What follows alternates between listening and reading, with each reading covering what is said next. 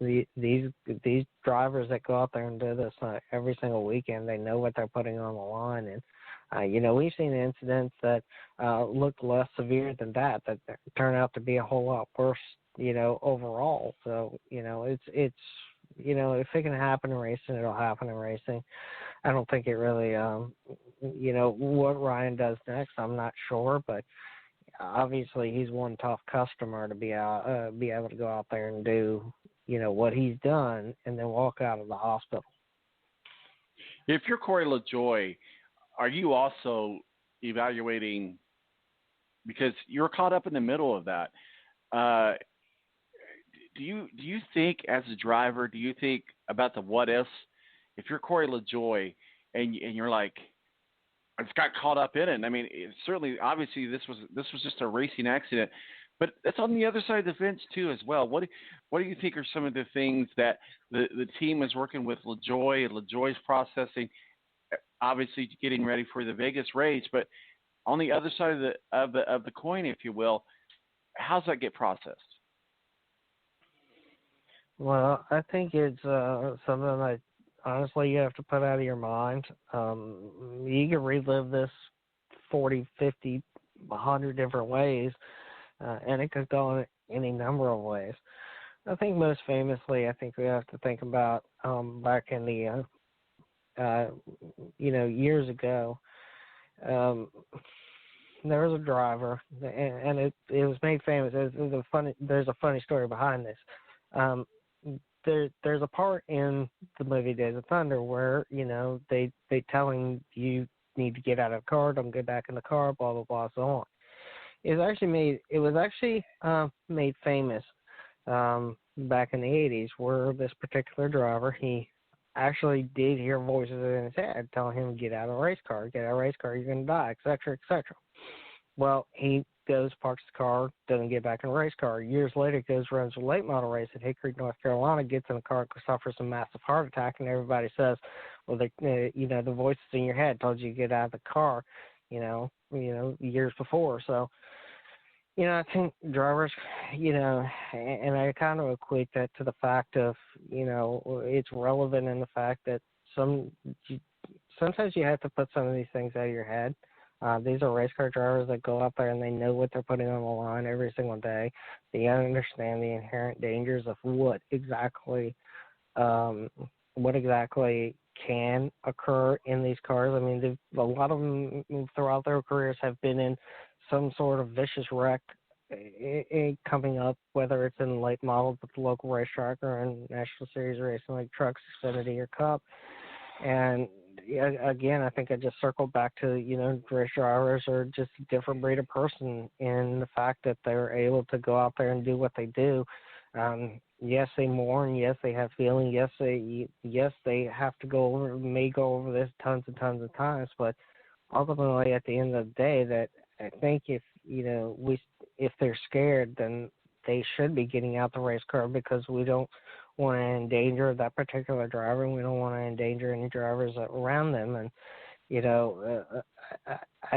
not, trying to act like you're big, bad, and tough, but at the same time, you also have to, you have to be mentally focused to go out there and race these cars like they do, inches away from one another, at 200 miles an hour. And I think it's just really just the fact of, Paul LaJoie has probably gone over this dozens of times, and Blaney has also gone over this dozens of times. So, they have to take solace in the fact that ultimately, at the end of the day, Ryan Newman walked out of that hospital, and you go back and look at the Dale Senior wreck.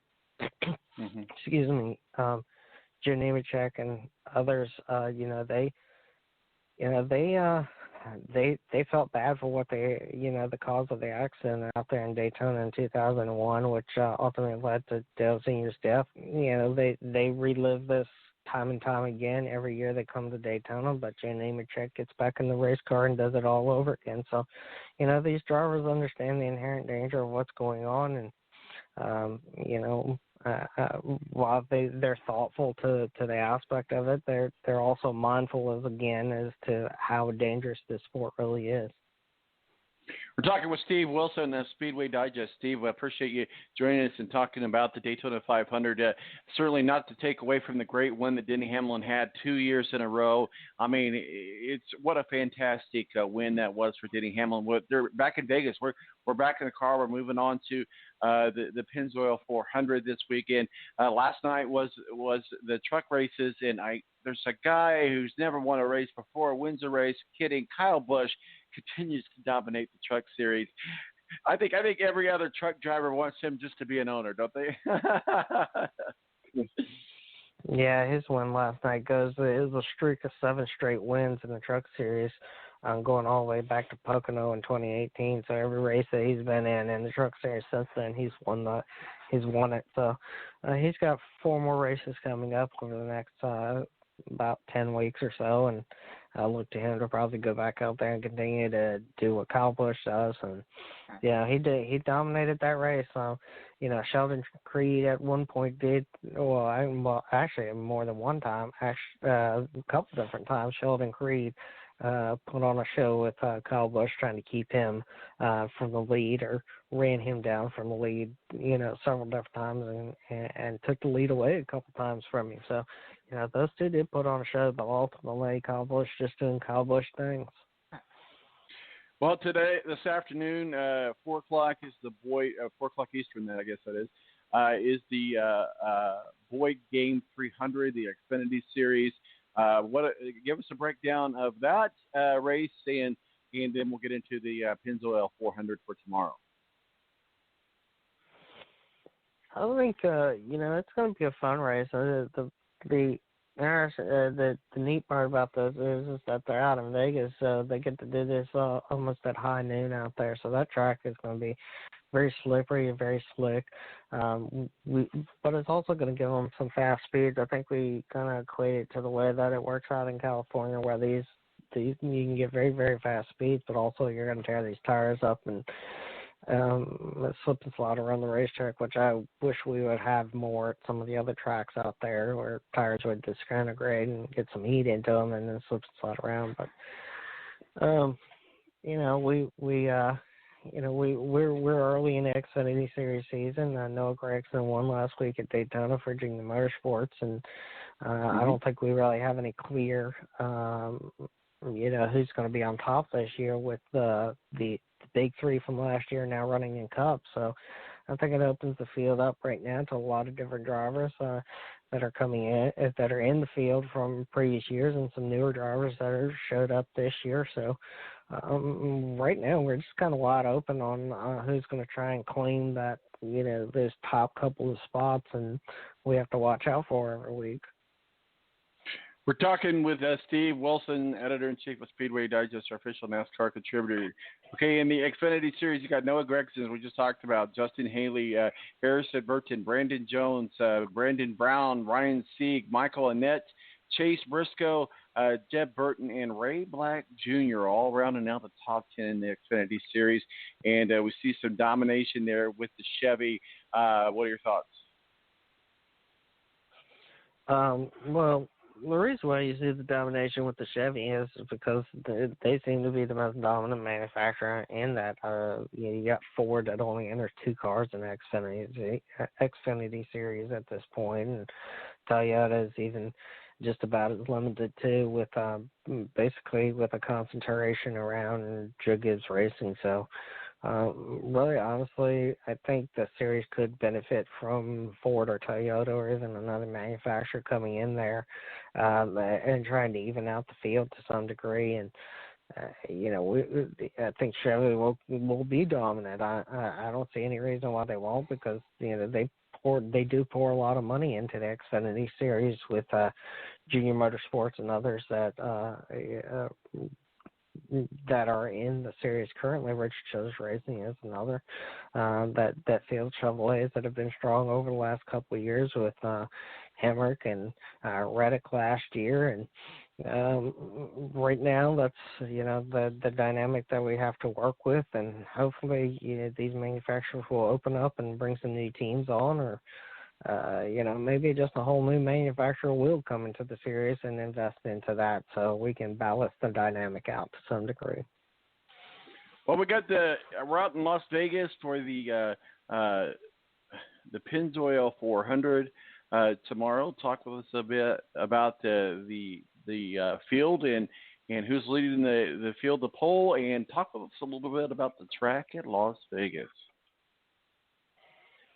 Well, I think this is where the real season begins. Last week is, a super speedway, so it's a different animal when you leave one of those places, and some of the good drivers that get knocked out in the super speedway race will come into places like Las Vegas and other places and be more consistent, more dominant than we see. So I think the real season really starts tomorrow. A lot of drivers will say that the real season starts tomorrow.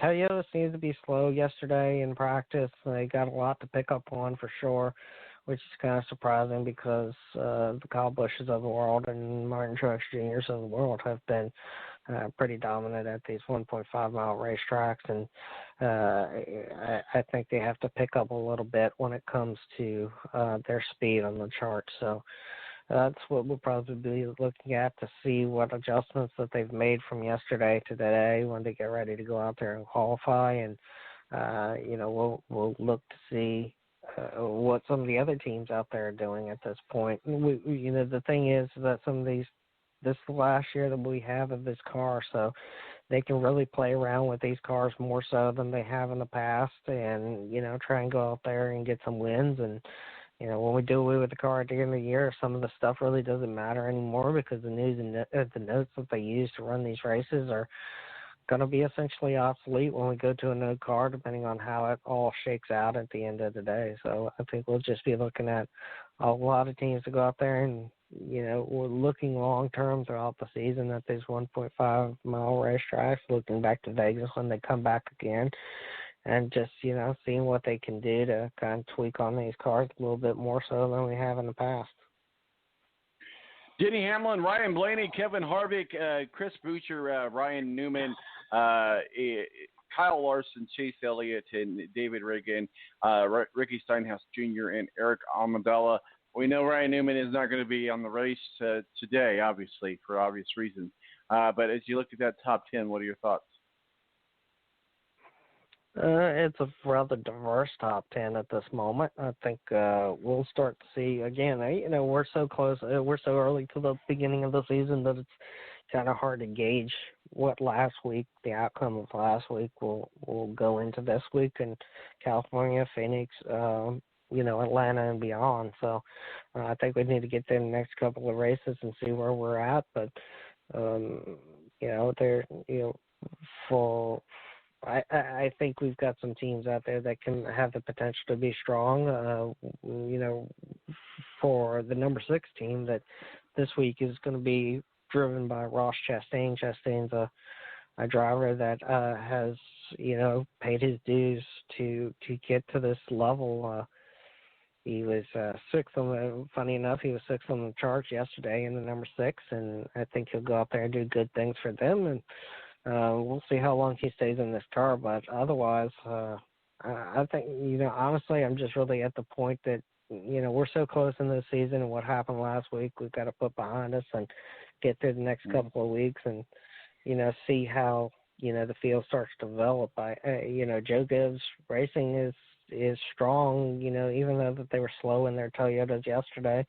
I think overall, long term in this season, we're going to continue to see where they're going to be the dominant ones, and they won just about half the races last year. Will they win half of them again this year? I don't know, but I do think that we're going to continue to talk about them almost every single week. We're going to talk about how many wins that they get, and then we're going to fill in some of the other people that are out there, maybe a Hendrick Motorsports driver, Jimmy Johnson for one.